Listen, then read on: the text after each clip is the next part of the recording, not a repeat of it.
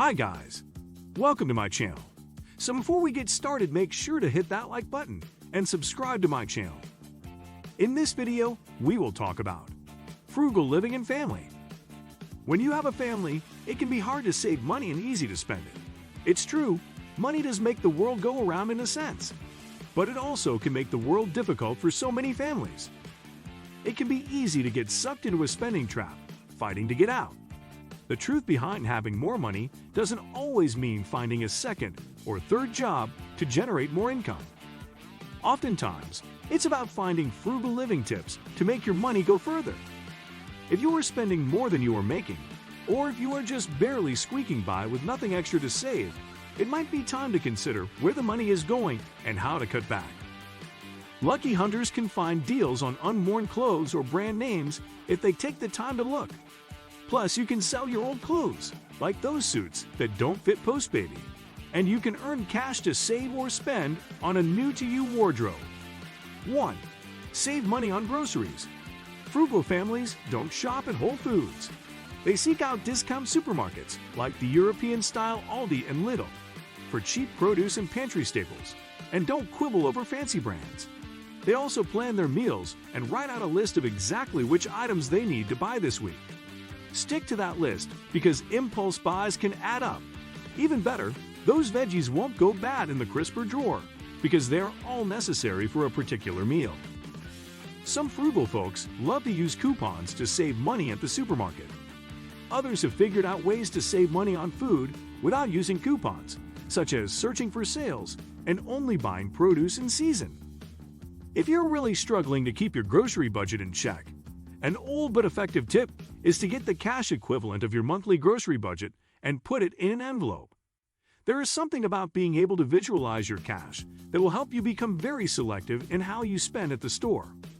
In the end, if there's money left in your envelope, reward yourself with a reasonable dinner out or add it to your money for next month and buy a treat you don't get very often. 2. Save money on TV shows and movies. Cutting the cable cord may sting at first, but many frugal families find there are cheaper ways to watch shows and movies at home. Many streaming services offer free trials, and you can even find some services that let you stream movies and shows completely free. Little kids can find free cartoons on YouTube and PBS Kids. 3. Save money on everyday shopping. The key to living within your means is to only buy things that are absolutely necessary. And when you do make a purchase, make sure you buy it on sale or get your money back. If you're not sure what's essential and what's not, consider doing a no-spend challenge to get back to basics. One way to save at the store is by using a free shopping app like Ibotta or Rakuten. They let you earn a little bit of cash back when you shop at more than 2,500 popular stores. The shopping opportunities are almost endless. Think major grocery stores, Amazon, Old Navy, Groupon, Kohl's, Petco, Macy's, and Add&T, to name a very small sample. 4. Save money on healthcare costs. If you don't mind a religious-based alternative to healthcare, consider a healthcare sharing ministry. They are not health insurance, but they can lower the pain of health insurance costs if you qualify.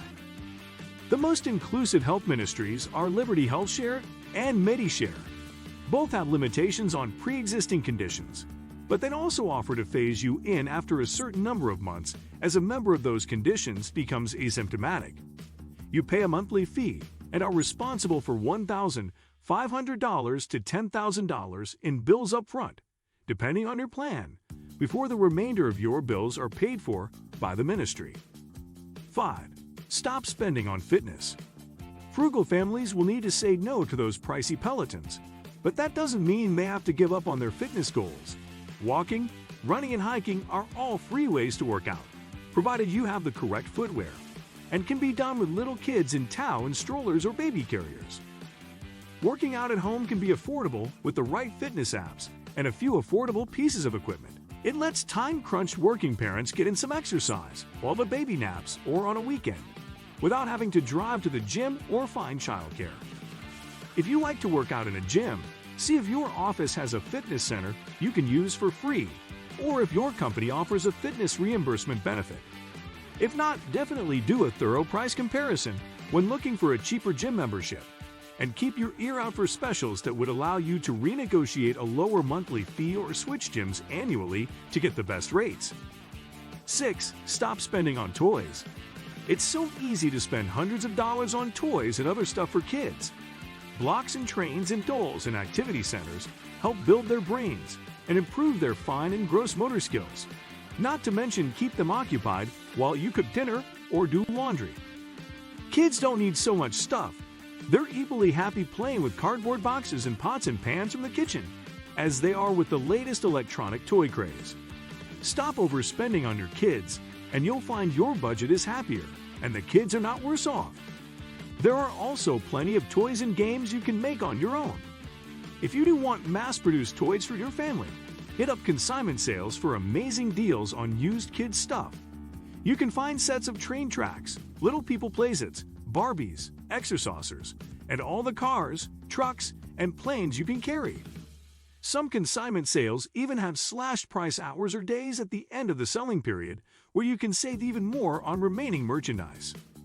7. Stop spending on restaurants.